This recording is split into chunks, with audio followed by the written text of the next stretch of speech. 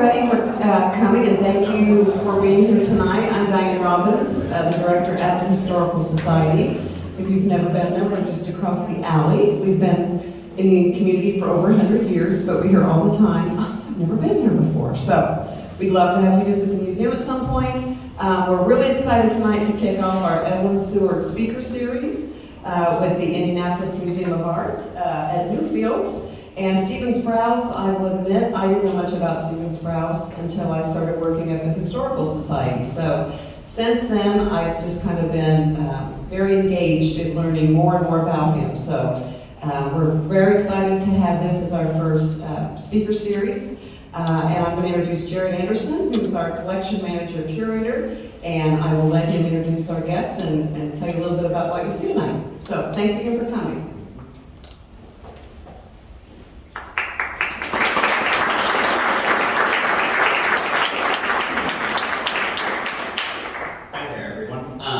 Okay, so yeah, like Diane said, my name is Jared Anderson. I'm the curator and collections manager at PCHS. So a little bit about what I do. I take on the lead doing all the exhibits over there. We also manage about 100,000 objects in our collection. So if you want to donate some of your historic items, go ahead and give me a call. So I did want to introduce our speakers. So first we'll have Lauren Pauline, like Jolene with P. And a fun fact about Lauren, we actually both went to Southeast Missouri State University in Cape Girardeau. Yep, go Redhawks. So here we are now in Indiana. So yeah, there's Lauren, and she is the curatorial assistant for the textile department. And then we have Anastasia Carroll, and she is an archivist for the IMA. And a fun fact about Anastasia is she was an archivist for the Rock and Roll Hall of Fame and Museum in Ohio for over 10 years, right? 10 full years. So, but I don't want to take up too much time, so I think we're going to start with Lauren first.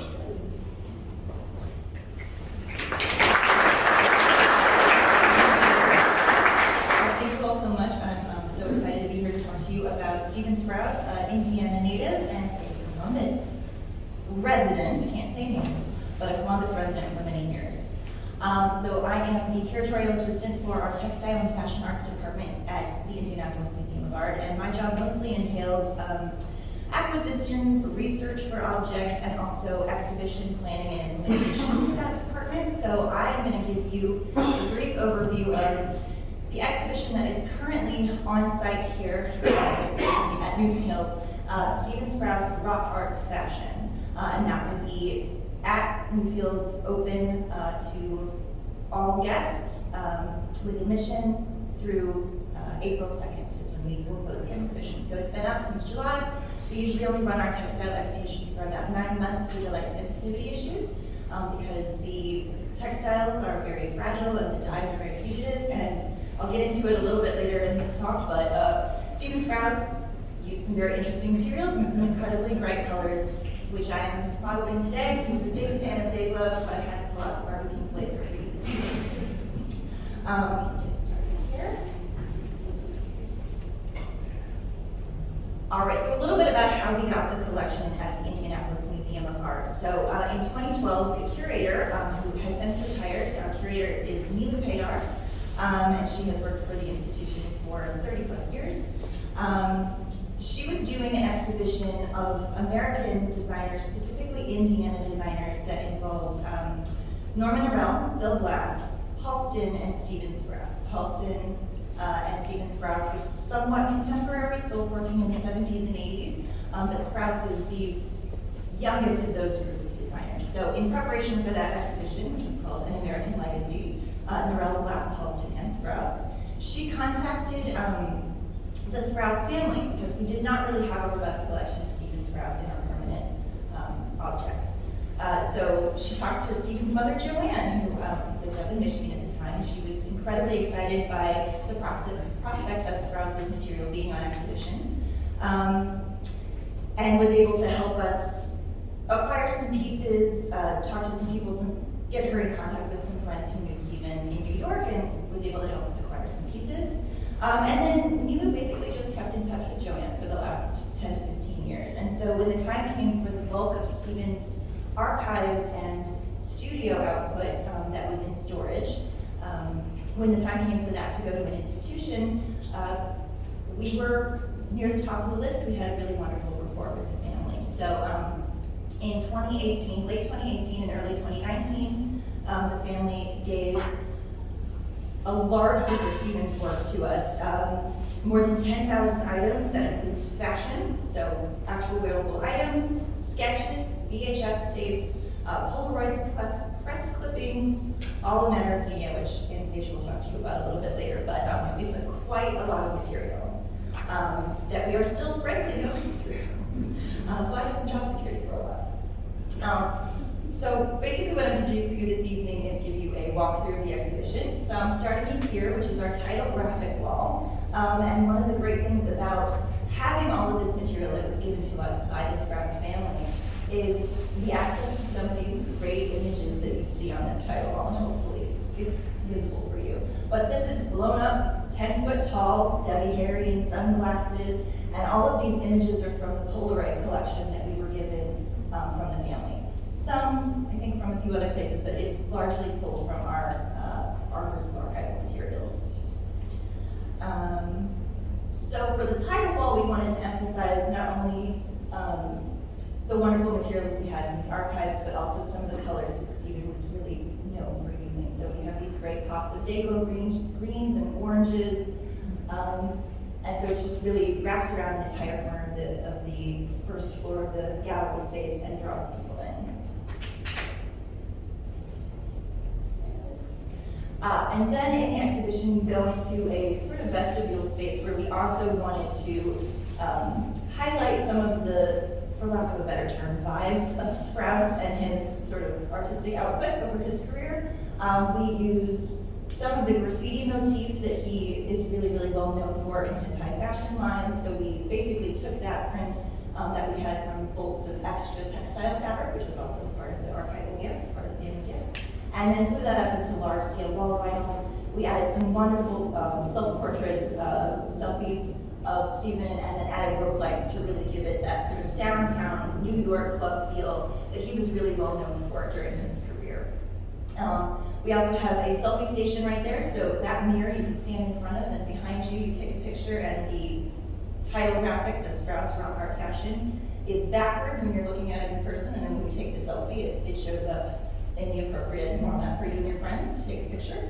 And we found that that's a really great way of getting people interested in posting our exhibitions, is to give them a space where they can kind of take a fun picture and share that with people. We also have a great Spotify playlist of bands that Stephen would have listened to or had been friends with at the time that's going. And there's a QR code in there that you can actually, if you go onto, I can't remember our Spotify name, but if you go on Spotify and look for, I believe it's the Indianapolis Museum of Art, you can access the playlist there. So it has a really great 70s and 80s sort of rock and roll playlist for you all. So the reason Stephen Sprouse is particularly well known in high fashion is he was one of the first American designers to introduce street style into high fashion, incorporating graffiti, day-glow colors, and funk aesthetic. So I have some wonderful photos of Stephen. This double portrait was taken by Stephen Warhol. We actually have that in the exhibition, and that was generously given to us by the Sprouse family as well. This is a great, fun photo of Stephen with just this wild hair, which he usually wore like a beanie and dressed rather unobtrusively. Dark coats, dark colors, t-shirts and jeans, but this is a particularly formal shot of him with just a little bit of that punk aesthetic with that great hair. And then I particularly love this photo on the your far right, is Stephen setting a hem for Angelica Houston in Holston. So he was born in Ohio in 1953, raised in Columbus, Indiana.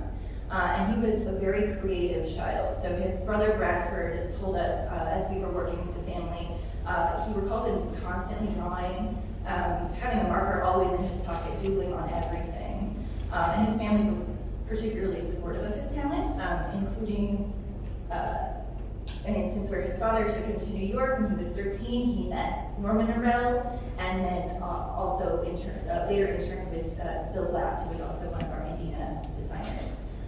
He graduated from Columbus High School in '71, and for one semester he attended the Rhode Island School of Design, but decided that formal design education was not for him, so in 1972 he started working for Halston as a studio assistant, and so that's where you get that wonderful picture of him actually working with Halston. So when I say worked as an assistant to Halston, I don't mean ran copy or copies, he probably did a little bit of that, but he also did the actual cutting and construction work with Halston, which was a wonderful learning lab for him.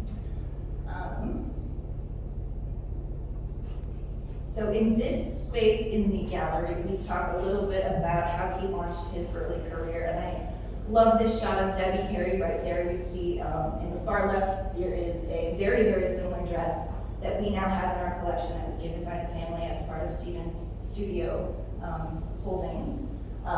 Debbie Harry's wearing a very similar dress in her Heart of Glass video from 1979. So in 1975, he moved in New York to the Bowery in a loft-style building. And Debbie Harry also happened to be a resident at that building. And so from what I understand is they had a loft space and then like a shared kitchen area where they would all hang out. So he became friends with Debbie Harry of Blondie and started styling her for events and of course for the Heart of Glass music video. And you can't see in this picture, but the boys in the band are also wearing the same pattern dress as Debbie Harry. So that scan lines from 1979 is featured throughout the entire band in the video, which is wonderful. And then we also have another overview of the gallery, which includes, you can see off to the right there, some of his early graffiti work, which has planets, and then he basically took NASA imagery and then wrote in his own hand the graffiti work over that. That front case features a leather jacket that is wonderfully tagged and signed with like Sharpie and paint pen by a lot of artists from New York City at the time. We don't have exactly, we're trying to track down all of the signatures that are on it. We know Keith Haring signed it because there is a little Keith Haring baby right there on the collar, which you can't really see excellently in this picture, but in person it was wonderful. And then you can also see that double portrait from Andy Warhol featured in the gallery as well.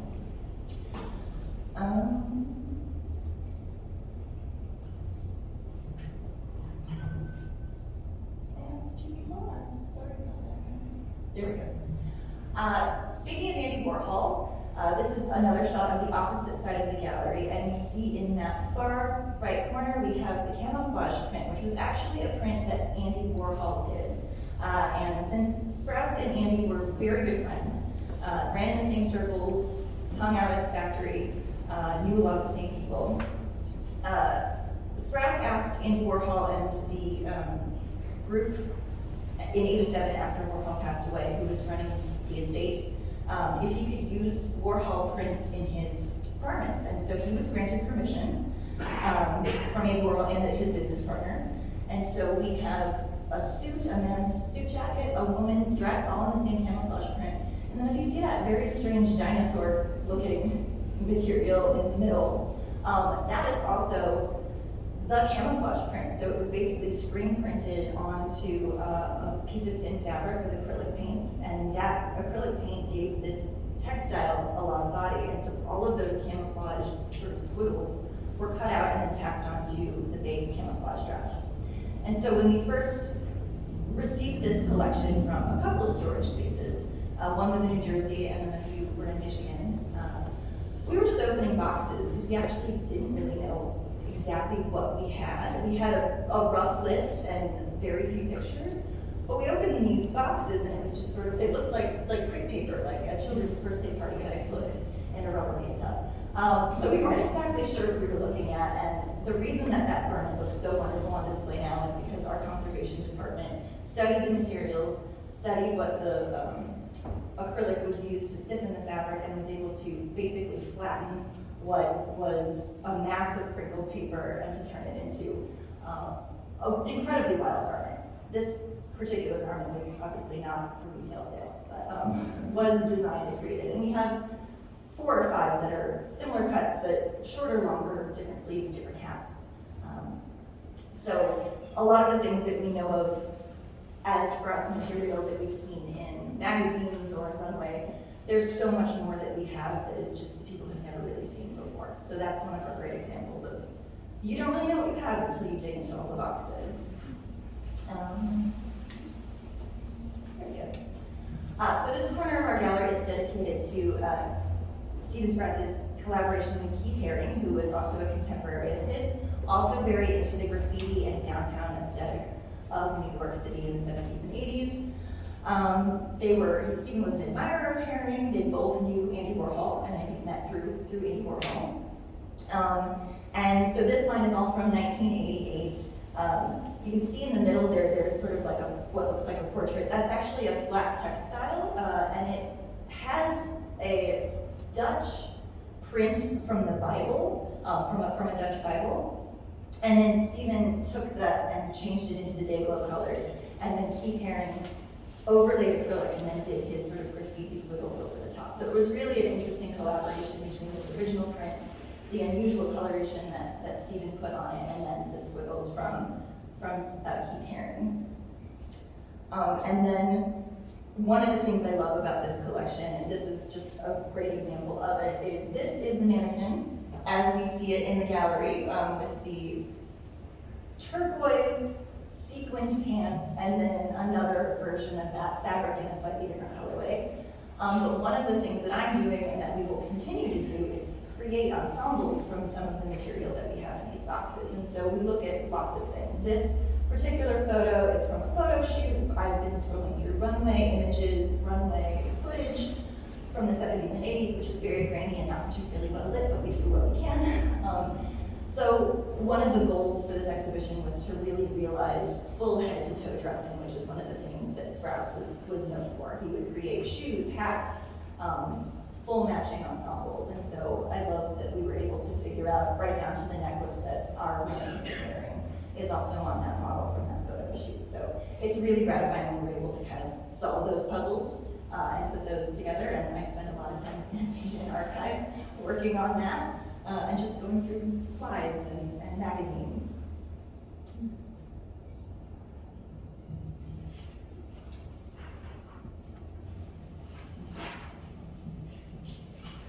Okay, so this shot is looking down the gallery. Basically, the Haring portion is behind us. And it shows sort of a little bit of our interpretive. So that bench in the middle there has an iPad on it that has wonderful background videos, some of which come from a documentary that was done on Sprouse in, I'm forgetting the date, but Mark Jacobs speaks to it, the Padilla brothers who wrote a book about Sprouse, a very wonderful sort of visual coffee table book that includes a lot of his runway lines. And so that documentary video is on there.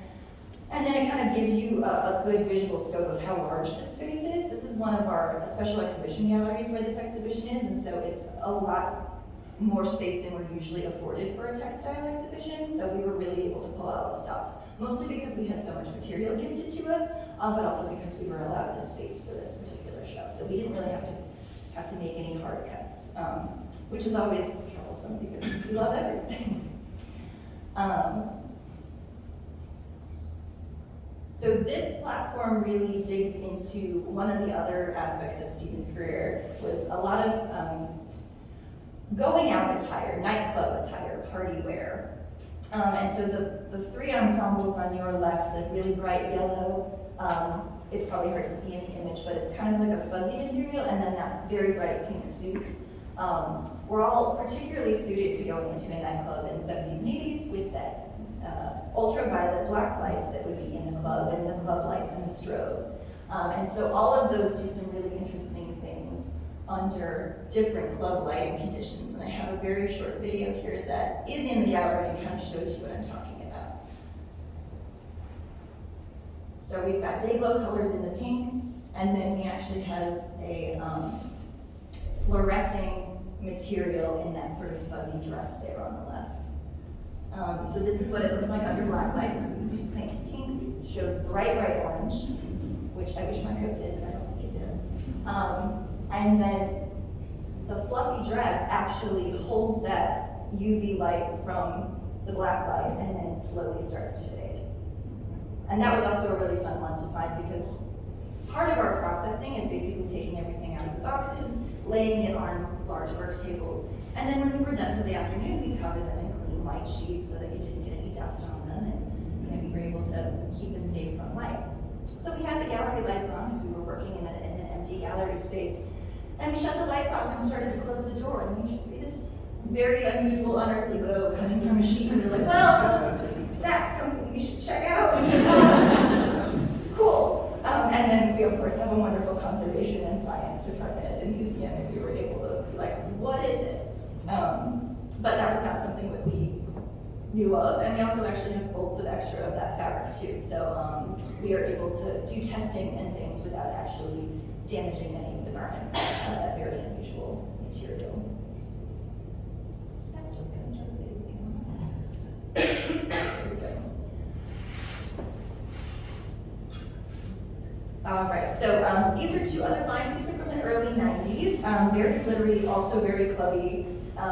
One is called Cyberpunk and one is called Cyber Glitter. Again, this is a really great example of Sprouse's attitude towards full body dressing, right? You see there are glitter shoes, there is a full short suit, there is this wonderful gentleman in a lame, it's basically like a shaggy lame suit with knee pads and then moon boots. And then if you look farther down the platform, there are other boots involved. So we basically also got to do a little scavenger hunt. But these ensembles match the boots to the particular outfit.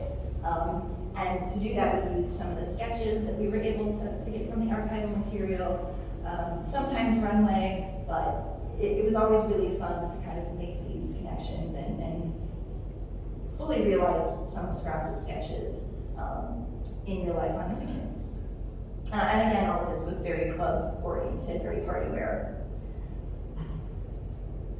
So another great feature of our gallery is the wall of shoes. Because he was such a fan of head-to-toe dressing, we also just had boxes and boxes full of wonderful shoes, some of which we were able to display as part of full ensembles, and then some were just too fun not to share. So we've got some really interesting thigh-high boots with knee patches, some shoes that are just full velvet. They're really great, and so we wanted to give people the opportunity to kind of get up close to them. So when you're in the gallery, those are very shallow cases, and so you can kind of like look around them and see how the materials interplay with the light. Just an amazing artistic output from this one person. And then we also have here a dress that was designed for MTV's Rock the Vote campaign in 1996, and it was called Choose or Lose. And so you see there the full ensemble. It is fully covered with campaign buttons that look like this, and just your standard button that you get at a giveaway at a student fair, but fully covered in them. And then down there at the bottom, I have a wonderful photo of the actual Choose or Lose campaign, which was a bus tour that went around the United States and helped to register college students to vote. And so this is actually a photo from the archives at IUPUI of them stopping at IUPUI in April of '96 to register students from Indianapolis to vote through that campaign. So I thought that was a wonderful connection there. They also created a campaign video with Kate Moss wearing the Choose or Lose dress, and also Iggy Pop wearing very, very low-rise pants, also festooned with the buttons. And I will hopefully get the audio to work and not blast your ears out.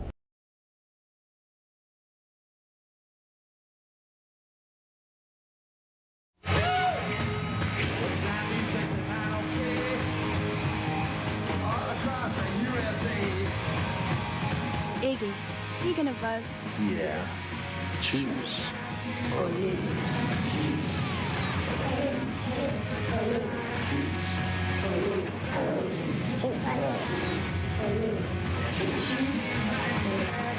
Vote for the first president of the 21st century.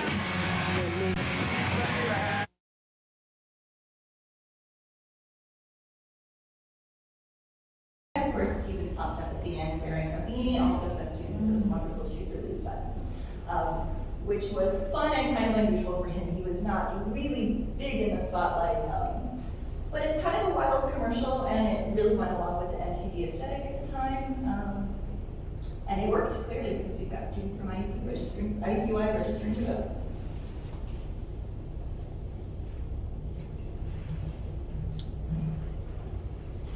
So this next section of the gallery kind of covers another really great overview. So that's looking back towards the key pairing section. And you can also see in the middle there, that table, we have another really great interpretive tool that is super fun for kids, but also for adults who are just need a little color time. So we have this great activity where a lot of the sketches that we got from Sprouse were colored in marker. And so what we did is we took some of those sketches, we took the color off them, and then we made it a little coloring station. So the coloring activity that people are actually doing is on Stephen Sprouse works, and so they can create patterns or different color combinations. And then when they're done, they can either take it with them as a souvenir or post it there on our wall to share with other guests to the gallery. And that's been super fun to see all of the creativity that people have. And I think we've got like 3 or 4 options, and it was super hard to choose because there's probably like 600 to 800 sketches in our collection. All right, so we're back to Stephen's connection with Andy Warhol. This was from the 1998 Spring-Summer collection, and once again, he went back to the Warhol Foundation and asked to use works from Andy Warhol on some of his garments. Now, a lot of these are very 1960s silhouettes, baby doll dresses, go-go boots, those kinds of things, but with material from Warhol's output around the same time. So there's that cape dress in the back, there's the model sort of wearing that cape dress. That's from a film called Empire that Andy Warhol created, a short film in 1964. We have the Lincoln Center ticket pattern, which is a little easier to see here. So this is a poster that Andy Warhol created for Lincoln Center. And Stephen took that, created it as a repeating pattern on pants, but if you'll see in the very far right there of the screen, there's also a very sheer section that he basically fully created the ticket, and it's attached to the back of the pants via Velcro. And so in the runway footage, there were 2 models who walked down the runway in these pairs of pants, and mid-runway walk, they tore the ticket off of the back of their pants, traded it with each other, and then wrapped them dramatically around their necks as stuff. So it was just a fun play. It was a very playful design, a play on that.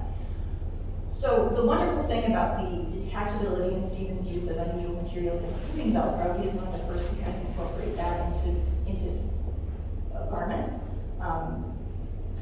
was that these pants are very, very tiny, very, very tiny.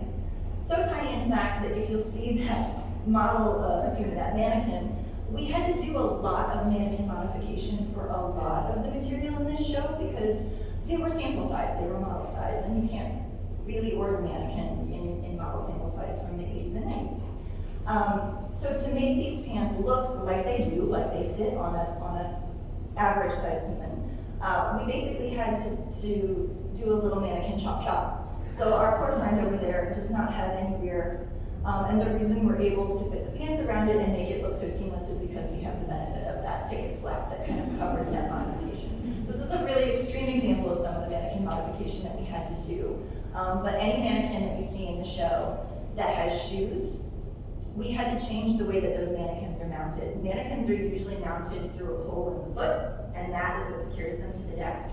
But to put shoes on all of these mannequins, the mannequin foot is floating very, very slightly just above the deck of our platform, so as to not put pressure on the shoes, which are also hard objects. So our conservation team, our mount maker, our entire installation crew had to basically troubleshoot 63 mannequins and figure out a way for all of them to be sturdy, safe, and aesthetically pleasing to fit in this exhibition. So I love showing this one because it's a very extreme example, but almost every single mannequin in our show has some kind of unusual tweak or sizing issue or remounting. And then we move on to the fall-winter 1999 and 2000 show. Stephen was very, very interested in space and technology. So one of his earlier lines that I showed you had those space images from NASA and then the graffiti over it. He once again went back to NASA and got images from the Mars rover, so Pathfinder. and did interesting repeat patterns of images from that mission. So much so that like the runway show actually had a large screen in the back, and he handed everybody a pair of 3D glasses, and you wore the 3D glasses and you could see sort of the effect that these almost kaleidoscope patterns had. This line also features, aside from the interest in space age imagery, it was also featured some space age materials. The velvets looked silver one way, and then much like those sequin flip pillows that we see everywhere from a different angle, it looked like a completely different color. He played with that a lot by turning the fabric 180 degrees in different panels. And then at the very far end, which you cannot see in this picture, unfortunately, he used a very unusual high visibility fabric that we only usually see in like construction vests or like workout gear when you're running at night, kind of things like that. But it's a full suit. So when you hold the textile with gloves, you can feel the cold of that high-vis fabric, and the reason you can do that is because there are very, very tiny pieces of, tiny spheres of glass embedded into this fabric, and that's what gives it its high visibility. So really unusual. It's like a full suit with boots and then like an overcoat, and it's very, very heavy, and it's just one of the weirdest things I've ever seen, and it looks wonderful in the gallery, so I hope you come and visit it, because it does some really interesting things with some of the runway footage and some of the lighting that we have up in the space. This platform is another one of my favorites, because we talk again about Stephen's collaborations, and it goes back to his friendship with Warhol. So the ensembles on the left there, kind of in that red section, are all based on images from the collaboration that Andy Warhol and Jean-Michel Basquiat did between 1983 and 1985. They did works together. And then Stephen was given permission to use those again on garments. And so this is the 1998-1999 fall-winter collection. And Stephen was friends with both artists. Again, they all kind of ran in the same circles in New York at the time. And he really paid homage to Basquiat by using his graffiti, his street style, which was also another thing that Stephen was heavily involved with. And this is a better view. So like the top, I mean, he basically took the full prints and then created these head-to-toe ensembles. So we have, I believe those are tights with shoes attached, and then the full cape dress or hooded dress, and then the one on the far right is a portrait that Andy Warhol did of Basquiat in a velvet, and then included a very large fur cape over it. So just another excellent example of his collaboration. Oh, sorry, I wanted to mention one more thing. So the pieces on the right are also from that line using the collaboration between Basquiat and Warhol. But if you look and you know anything about Halston construction, a lot of those dresses are cut sort of on the bias, which means at an angle, which creates this beautiful drape on the body. So that is a direct influence from what he learned at Halston. Halston was also very well known for bias cut materials, very deep V's, very flowy skirts, things like that. So I love this portion of the gallery because it really hits home the amount of learning that he got working with Halston. And some of these things only really look good on mannequins, like you pull them out and you try to lay them flat so that you can properly store them. And the seams don't match up because they're not made to. It's only made to look good on a person. So I love that section too. Now we get to his later collaboration. So this, what we're looking at right now, is his Target collaboration in 2002. He designed a line of red, white, and blue clothing called America Land, and it was one of the earlier times. So Target has been doing these design collaborations with fashion designers for over 20 years now. And Stephen was one of the first ones, but he was one of the earliest ones to do that. So it again goes back to his graffiti. You see on the very bottom of that American flag mini skirt, America Land, in graffiti. And it included men's and women's clothing, very beach-forward flip-flops, platform flip-flops, which early 2000s, that's the thing we did. And beachwear. There were also beach balls and pool toys and boogie boards, things like that. So very summer-oriented. And then in 2001, he did a collaboration with the design director at Louis Vuitton, Marc Jacobs at that time, or excuse me, creative director. And they were looking for a way to basically reinvent this luxury brand, this very staid, very well-known but not exactly visually exciting luxury brand. And so Marc Jacobs brought Stephen in to graffiti over the very iconic LV monogram, which caused a sensation. You can still find these bags available for purchase for many, many dollars on Poshmark or any other place, but it became very popular and it also introduced Stephen Sprouse to like a younger generation.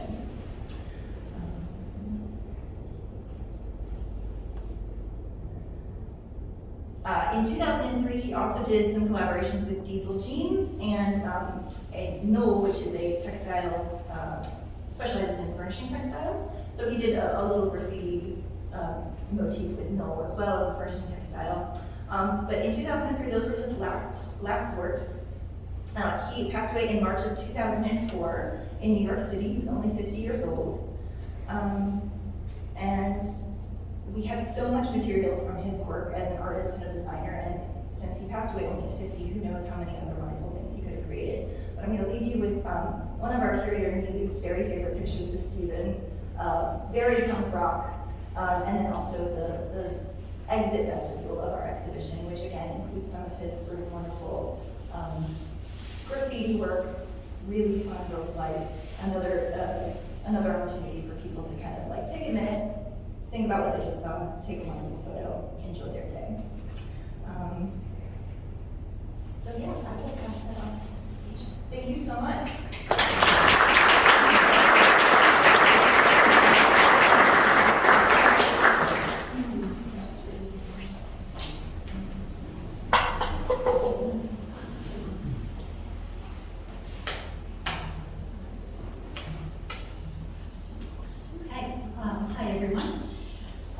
I'm Anastasia, the archivist at Newfields, and I have been there since December of 2021.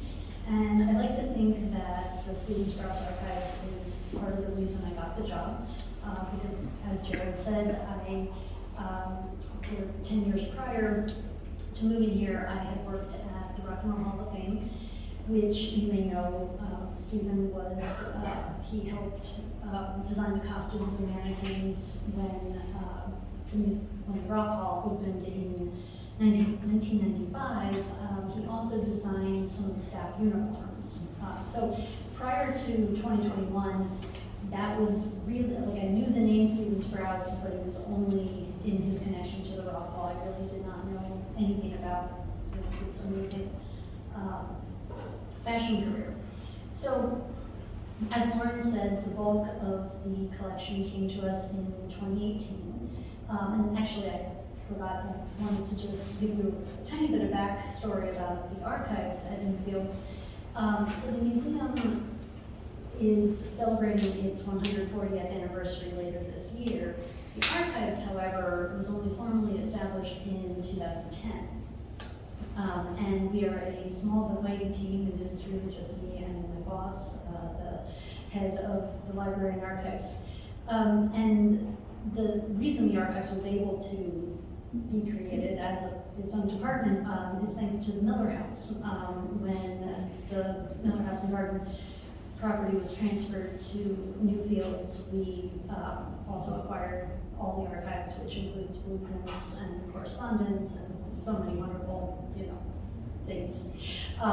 So that's kind of why we exist. It's thanks to here in Columbus. Anyway, so back to Stephen Sprouse. My part of the presentation, I'm going to be showing you a lot of the challenges that exist in this collection, as well as room for opportunities. So we will start with all the different kinds of media that exist in this collection.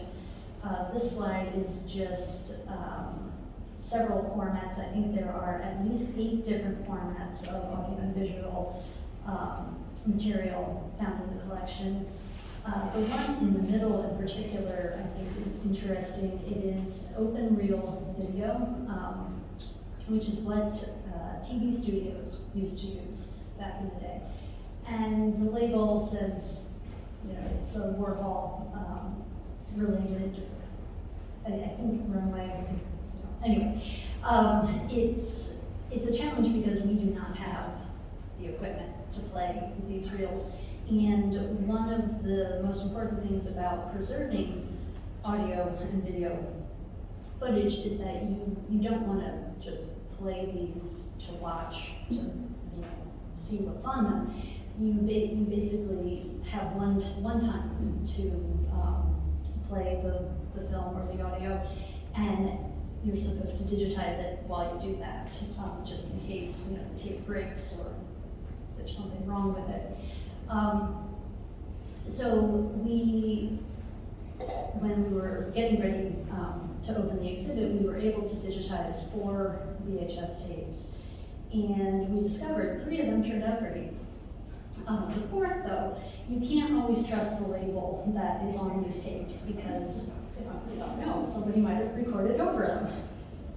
And unfortunately, the tape that Nilu wanted the most, it said 1987 runway footage, and when I opened the file on my computer, what showed up but a music video of The Clash.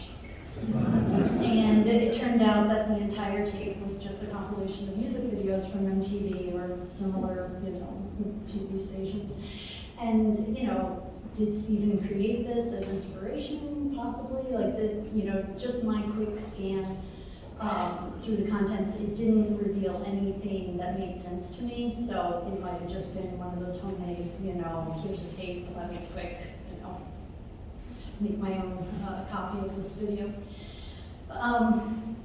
Anyway, so right now we are actively fundraising to try to raise money to save a lot of materials like this, because it's something that just is important to know when, an archives acquires a collection.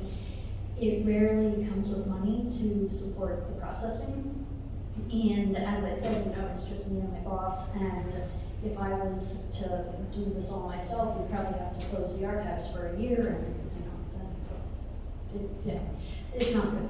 So we know we got a quote from a vendor, and to digitize all of the audio and video, it's going to cost about $3,500.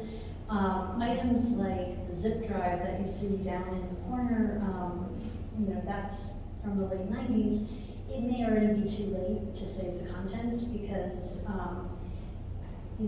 digital formats, especially 20 plus years ago, really did not hold up. They were not like the preservation, or they just, because the digital bytes and bits degrade in a different way than tape does. So that's probably some of the materials that are in the greatest danger. Next, we go to Polaroids that Lauren started to tell you about. We have over 5,000 Polaroids in the collection. They date approximately from the late 1970s to the 1990s. And they're not organized in any meaningful way. The box that you see on the right was my predecessor's attempt to try to pull things together in some way that makes sense. There's a very big spreadsheet that kind of lists a very rough sense of who might be in the photos, what, or if it's from a runway show. So we've already, staff at the museum did kind of a first pass in 2019, trying to identify as much as they could. But the problem with Polaroids, the ones you see here that I have kind of spread out on the left, those are in very good condition, probably because they were stored in plastic and they weren't, exposed to the elements. But other Polaroids in the collection are starting to crack, or just simply fade, depending how they were stored. So it's another area that is going to require a lot of work to either digitize or properly, rehouse the materials.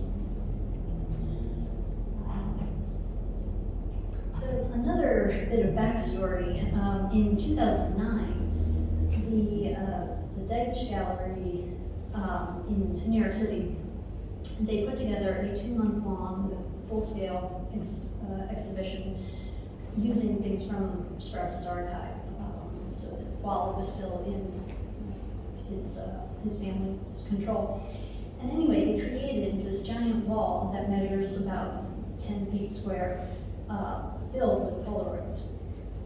And the problem that presents, it's a beautiful, installation. It really, has, makes a statement. The problem is that they just went through the archives and handpicked the Polaroids without any care. Like they didn't, keep track of where they took the Polaroids from. So we have no idea how the Polaroids were originally stored. Chances are there wasn't any meaningful order, like I said. But still, it's a challenge because now what you see on the wall here, this is what our photographer on staff, the Polaroids are still attached to the boards that were then hung on the wall. So right now in the archives, we have these gigantic 10 feet long boards of Polaroids. And let me show you the next slide. Is just a close-up to kind of show you what I mean when I say there really is no order, no rhyme or reason to the people or things that you see there. And so the other conundrum that I have is, do we preserve the boards as is and just keep the Polaroids attached to them almost as if they were works of art? Or do we remove them from the boards?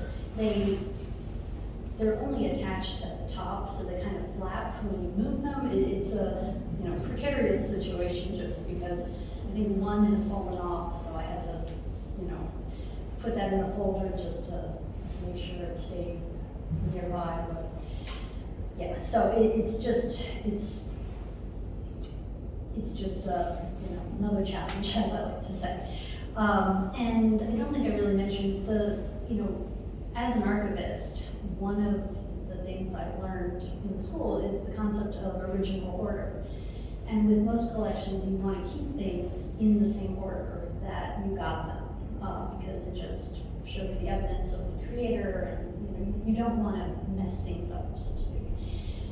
However, a collection like this, we don't know how many different people have gone through it, so it's kind of a blessing because it means that I can, I or whoever we hire to work on it, we can establish order and we can put things in chronological order or, subject just by whatever collection he was working on at a certain time. So, there are pluses and minuses to the situation. Yet another challenge, I'm not done, is mold and water damage. So what you see here are 3 binders that suffered quite a bit of damage. We don't know when or how, but they are wrapped in plastic, sealed with duct tape because apparently they contain active mold. I don't know if the mold is still active, but it was, a few years ago when they were first going through the collection. And just check the notes here. Oh, so until we can have these properly treated by, a conservation professional, we just have to leave them in the bag because I don't want to have to deal with gas masks and whatever else you might need to be able to look at this. Now, the next slide is it's a little bit scary, but it shows you what one of the pages inside that top binder looks like. And you can see, the rust from the staples where they got wet, and the black, it almost looks like it might have also been on fire, or it's just really bad mildew and mold. So the photos still look pretty good. any, Lauren made a comment that, it's like, yeah, you can tell the outfit and, at least something about the piece. But really, it does need to be, fully treated by a professional who's not me, so. On that note, we were lucky enough, right before the pandemic locked everything down, in early 2020, we were able to send 2 similar binders, not this one, but we sent binders to the University of Delaware, where they have an art conservation program, and students were able to use parts of the collection, as hands-on training. So they went through, rehoused the slides and the Polaroids that you see here, and they took extensive notes about, the condition, the original condition, and the treatment that they performed. So we're lucky to have, at least some usable materials. And Lauren, this is what she made a comment about doing research in the archives. She found a lot of evidence of Warhol and other items in the permanent collection. Okay, so I am just about done, but this next slide, this leads us to my favorite part of the collection. And I don't know how well you'll be able to read some of the folder titles, but this is kind of just a close-up view of the inside of one of the boxes in the archives. This particular box has a lot of Stephen's early drawings, sketches, and it also includes the folder that we found, the photo of Halston and Angelica Houston, and in particular, the envelope that you see at the very bottom has the postmark Columbus. That includes some of his teenage year, or drawings that he did as a teenager, which you may know, every season he would do a complete, I don't know, Lauren, what the right term would be, a complete line where, he would just design as if he was already a professional. And here are 2 of the sketches that, these are probably my 2 favorite. The woman in blue on the left is from the fall 1966 one, so he would have been 13 years old, right? I mean, it's just incredible. And, you once again, you have the full outfit with the matching shoes. I particularly like the finer details, like the cigarette holder. There's a very fine wisp of smoke rising from that. And then the other sketch on the right. So these two sketches were in the same envelope, and at first I didn't really understand. There's no connection between the 2 of them. They were probably just stuck together. But when I was preparing for this presentation, I discovered a small scrap of paper that went with the sketch on the right that said Resort 1968. So it's just interesting to see how different they are just in those couple of years. He's, experimenting with different mediums. There's probably like a watercolor treatment on the right. Even his signature, I can imagine him just, covering pages, trying different signatures, just like, anybody does as a kid. Okay, so I also just wanted to talk a little more about the beautiful floral skirt on the right, because, as just for me personally, as someone who enjoys fashion, a couple months ago, I was browsing on Bloomingdale's.com, and I saw this dress or skirt for sale, and I just instantly, the first thing I thought of was Stephen's design. So you can kind of see how similar that is. This is something that I checked earlier today, it looks like it's no longer on sale, unfortunately. But it was designed by the brand Alice and Olivia as an exclusive for Bloomingdale's.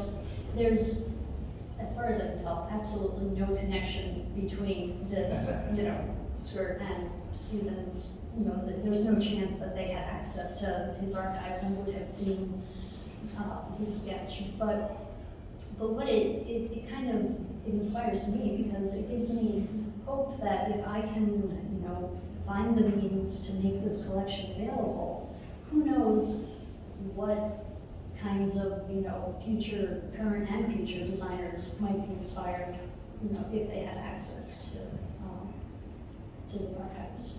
So that is about it. And I think now I'm going to move into questions.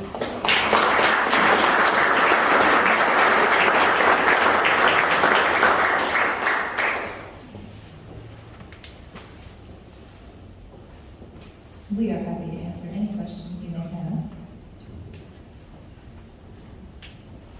And it's okay if you don't have any. Yes. So the board with all the Polaroids on it are attached to the top. I haven't seen a Polaroid in a long time. Is it possible to write on the back of them? Did I look to see if it's writing? Well, yes, I mean, some of them do have writing on the bottom.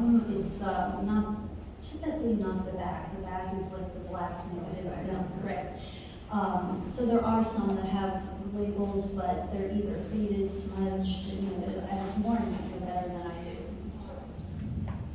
So some of the Polaroids and also one of the binders, I think, that was on Anastasia's slides includes actual slides, the little that you would put in a slide wheel, and so we have those in wonderful sheet protectors.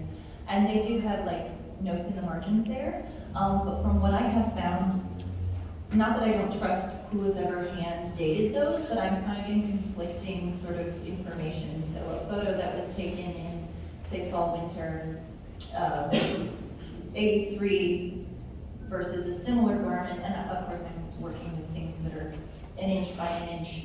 So it's very hard to sort of determine what it is that we have, but sometimes I'm like, well, I'm pretty sure, so this piece we do have, and it definitely has an actual Stephen Sprouse 83 label in it, but here I am looking at it on a Polaroid or on a slide card, just slide, that says 84. And so I have to kind of make the educated guess. And obviously, if there's a label sewn into the garment, we go with the garment. But if I'm just trying to piece things through with archival materials, and that Polaroid says 83, I go with it as best I can. So not that I don't trust those notations, but we're taking it a little bit with a grain of salt and trying to get a couple of backup images, runway footage, anything that we really can to kind of piece these things together. Because Stephen's process, he worked at a studio. He was the designer, and he had a very hands-on approach. But he had people who worked with him who may have written the wrong thing in Sharpie on a folder and then shoved it in a filing cabinet, and that's where it stayed for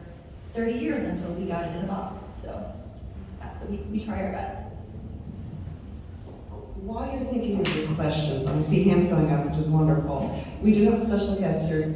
If we could just pause for a second. Mayor Lienhoop, if you could come forward, we're going to have him read a proclamation, and then we'll go back to questions. So hold your thought. Thank you. Greetings, everyone. It's a pleasure to be able to visit with you this evening and help celebrate Stephen Sprouse. He and I were in the same high school class together. I don't have a real strong recollection of it, but we were in a very large class. It was about 767 kids, as I recall, in 1971, when I saw that on this proclamation. Caught my eye. So anyway, we put this together, and I'd like to read it to you now. To all to whom these presents may come, greetings. Whereas Stephen Sprouse, who grew up in Bartholomew County with his parents and brother, was a 1971 Columbus High School graduate. Stephen began sketching women's and men's fashion designs while in elementary school.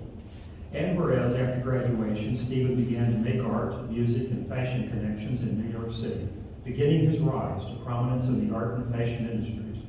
And Stephen stayed close to his Bartholomew County roots, even whilst gaining acclaim for his unique couture fashion designs regularly flying back to spend time with lifelong friends.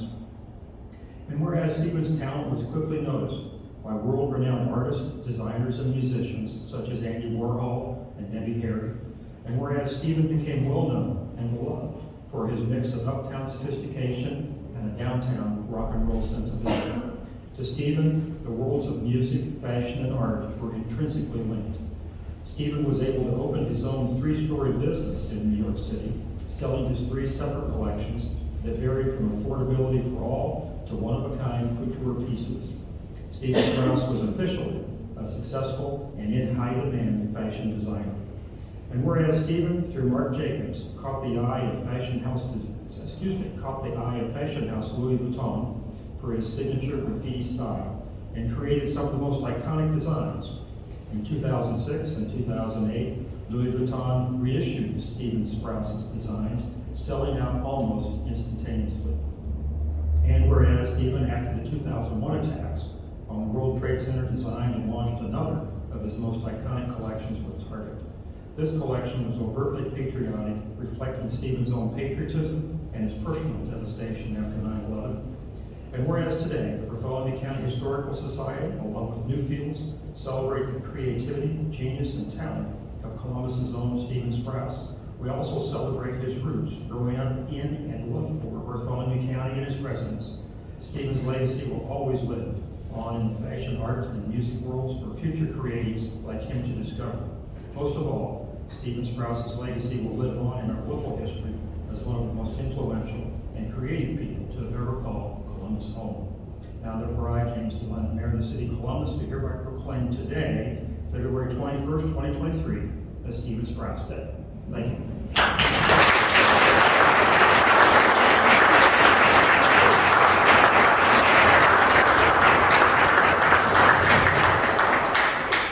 We'll go back to questions and then we'll have a little closing statement, so. I don't know if I can follow that. I did not bring a proclamation. That was a little bit of history, your history lesson for the day. Yes. Do you foresee enough material in the collection to have more exhibits at Newfields or to have the collection travel in the future? So that's a great question. We have so much material that we have not yet processed, and I use the process very loosely. We've unpacked everything, obviously, from when it came to us and housed it in appropriate archival boxes.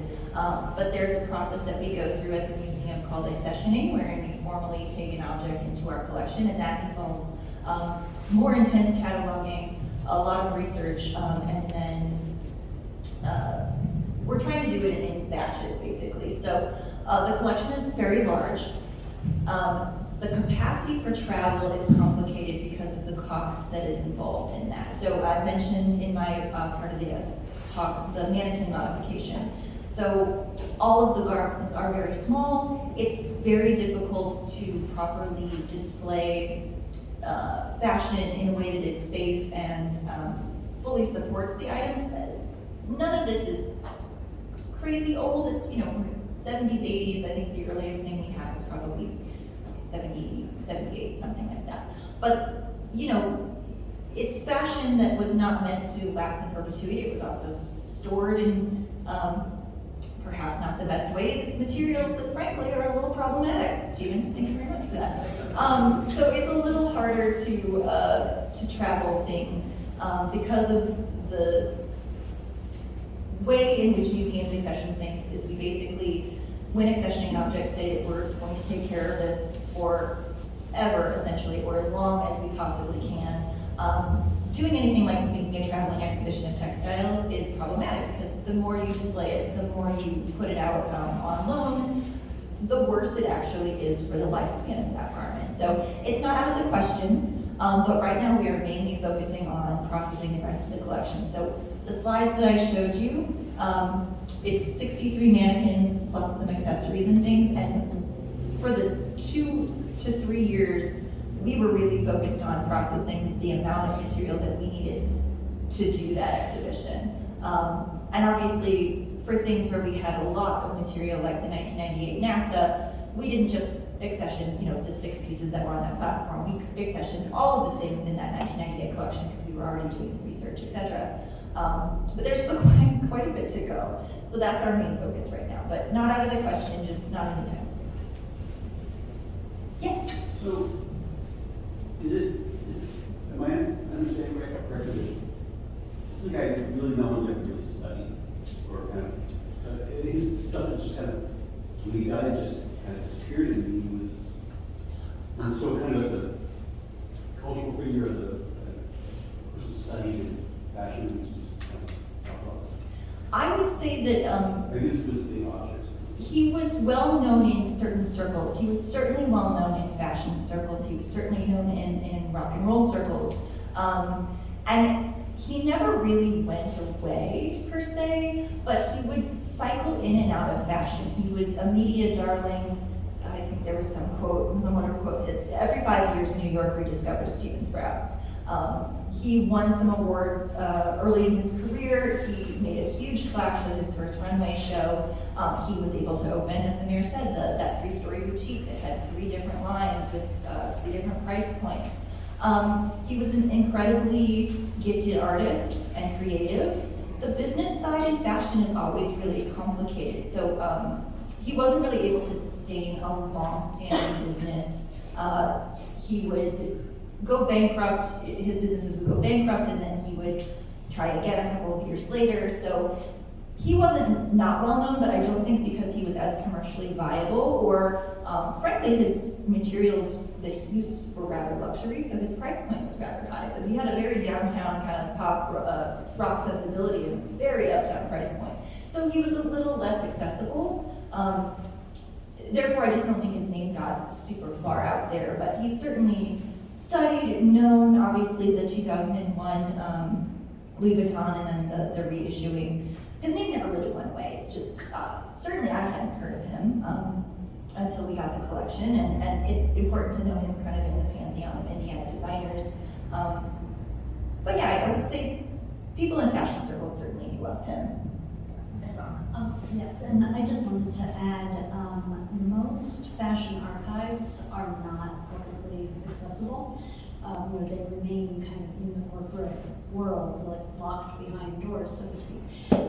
So once we can make this collection available, which is probably going to take a couple of years, best case, once researchers have access to it, then they can start publishing, and that will just help keep his legacy alive.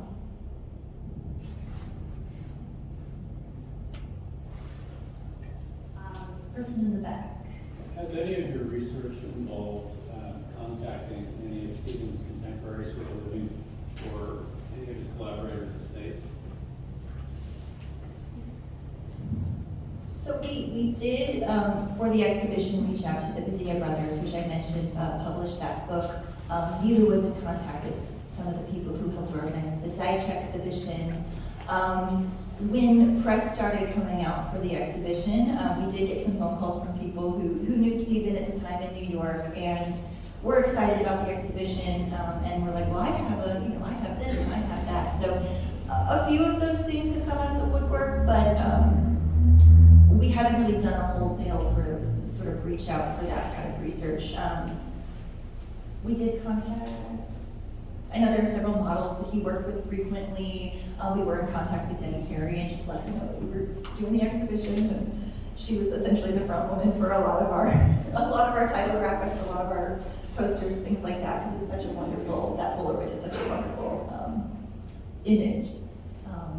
But yeah, that's certainly something that we'll probably be pursuing. I think right now, like I said, we're honestly still, and it's funny because we've presented to you a fully realized exhibition, but we're still very much in the early stages of digging out a lot of what it is that we have and making sure that we know the scope of what it is that we have before we even go to those further connections. But that's a wonderful question, and I hope we were able to reach out to some of those people in the future. Yes? That was a little bit about what I had a question about, but did his brother Brad come to your opening? He certainly did. We had Brad, we had some nieces and nephews, we had. I also heard Debbie Harry was there. She was invited. She did not attend. She did not attend, no. But we did have some friends from New York. The Padilla brothers did attend. A lot of family attended. It was a great party. This was one of the first exhibitions that we had post-pandemic that had a large event. It wasn't a gala, because that actually is the definition, but it was a very fun event that was 80s inspired, dress up encouraged, and boy, did people show up. I was so impressed. And not just people in 80s inspired business, but like Sprouse things people were purchasing. You can still get some of the Target material. People were showing up in America Land. There was obviously some of the family has some really beautiful pieces from the Louis Vuitton line, reissue, things like that. So I was just sort of, not only is it on the platforms, it's all around me. But yeah. Anyone else? Oh, yes. Yeah, are you allowed to sell, since there's a vast amount of items, are you allowed to sell some items to help fund for restoration? What is the, okay, so let me ask you this. Sure. So the family's like, here's our garage sale stuff.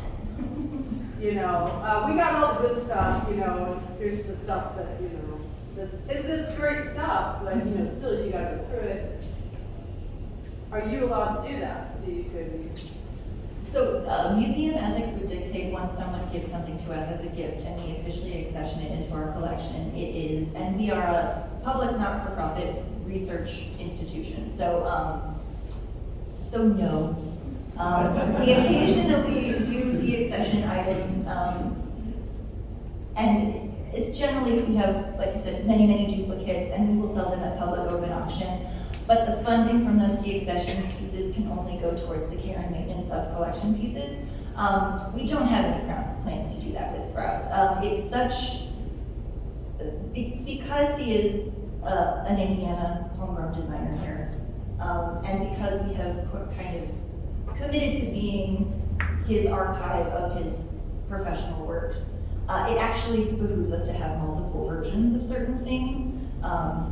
For study, for rotation purposes, if we ever do want to do some kind of long-term Sprouse display or rotating, traveling exhibition, even the things that are sort of like duplicates, there are nuances within those. So one has a tag, one doesn't have a tag. One has the materials label from Italy on it. So as a research material, the full collection is invaluable to us. So yeah, we really don't have plans to do that. It's an ethical gray area. Yeah, because, you know, like having like maybe one Polaroid could auction off for high amount of money, and then you could fund that $3,500, you know, this or that, or whatever. And that's what, yeah, it was kind of like. Yeah. I don't know the ethics of archives, but I imagine very similar. Yeah, I mean, the family, you know, when they gave us the archives, they also gave us intellectual property. There's something about, they gave us the rights to share the work online, but we don't have the right to reproduce the items to sell in the gift shop, unfortunately. No books or anything like that. I mean, I think we could, if we developed, you know, an idea, we could probably pitch it to them and try to work, but it's the chicken before the egg scenario where until we process the collection, we don't know what we have, but we need the money to do it, so, you know, it's. Do you have a piece of Basquiat, like his work? Oh, that's excellent. I think we do. Unfortunately. So I am the curatorial assistant for our design decorative arts department, textile and fashion arts department, and Asian art department. I deal with three-dimensional things. So unfortunately, I don't have the depth of our knowledge of our flat art, which Basquiat would fall under. So I believe we do. I don't know which piece exactly. Or I mean, from his stuff. I'm sorry. Does the museum have a Basquiat in its collection? No, I'm sorry. From Sprouse. Yes, we have, so that line that had the Warhol Basquiat collaboration, that is, Sprouse was given permission to use that imagery. Is that could kind of cross over to his, like, there's an exhibit for Basquiat, you could like. Oh, absolutely. So the potential to lend things in support of other artists, or other fashion. That's always a thing that museums are willing to do. I mean, obviously there's, we do like institution assessments on where the thing is going to be, exactly how long it's going to be out on display. You know, we loan things with very structured sort of parameters because it technically belongs to the museum and therefore the public. So we're very careful about who we're loaning to and when and for how long. But yeah, we can certainly, we do that all the time. We certainly will lend pieces to support other exhibitions. Yeah. Yes? Yeah, I didn't know it at the time, but I had the privilege of going through school with Steve all those years, and I sat right next to him in art class. And he was extremely prolific. He would just sit down while the teacher was, at that time, the high schools had, and junior highs had excellent art teachers, and they all embraced him 100%. And that's part of the reason this has come to pass, because of those various things. But just in a typical art class, he would sit down and draw 3 or 4 of those. And the girls got involved with him in the art classes, and they started bringing in pieces of fabric. And you could see him sketching to make those fabrics work, and then put those patterns in different ways within that drawing. And it made me understand he was kind of like an abstract or a surrealist, in that he wasn't getting something that off a photograph, he was making the photograph. So for him to have that passion when he was 6th, 7th, 8th grade, incredible. And it really put him in a place where it was awkward for a kid at that age. So it would have been twice as hard to do what he did at that point in time, because I was worried about baseball and girls, as most other kids were, but just extremely proud to know that I've watched him sketch hundreds of those, and it was just neat to see how prolific he was. Are those all still in binders, those early drawings? Because they would come in binders and he would just... Yeah, I mean, the slide that I showed you, the folders, most of them are just still in their, by collection or by year, in manila envelopes. You know, we haven't had the time to... So they'd be kind of like in a timeline, and he would take that fabric and then figure out how he was going to use it and go at it different ways. So that was pretty neat to see how he did that. So. Yeah, I did. I just want to say, one of my favorite things about the collection is looking at the sketches and seeing how fully realized some of his sketches actually are. The full ensemble, the shoes, the cape, the coat, the whatever, multiple shoe options. You know, he had many different versions of outfits. So I love that that was a hallmark of his style, even at a very young age. But yeah. I was just curious how many people in the room went to school with Stephen Sprouse. Can I ask how many people went to school with Stephen Sprouse? Oh, hey, class of 71. What's up? Brother Brett. Yes. I was wondering if you found any sketches that are on stenographers' pads? Stenographers' pads that they used to have? Because I sat next to him in 6th grade, and he sketched all the time. If only I had the dresses, and his mom would buy him these stenographers' pads. They were small, but... Were they lined? Yes. Okay. I haven't come across any online. Okay, but that's what he would sketch on. I just remember that. And then also, we went through the art program together. But I also worked at Paul Harris back in the day. And he would come in and go through the clothing, the apparel. And then, I mean, it was like he was looking at proportions, not style so much. But yes. Yeah, one of the things that I loved hearing about from the family was just how supportive they were of his interest and of his talent. There are not many 13-year-olds whose father will take them to New York so that they can meet fashion designers. And that eventually led him to, interning in summers or doing summer work with Bill Blass. That's not a normal Indiana childhood activity. So it sounds like he had a wonderful, wonderful supportive family and obviously teachers. So so great to hear that you guys had a wonderful art department. Anyone else? When did Nilu retire?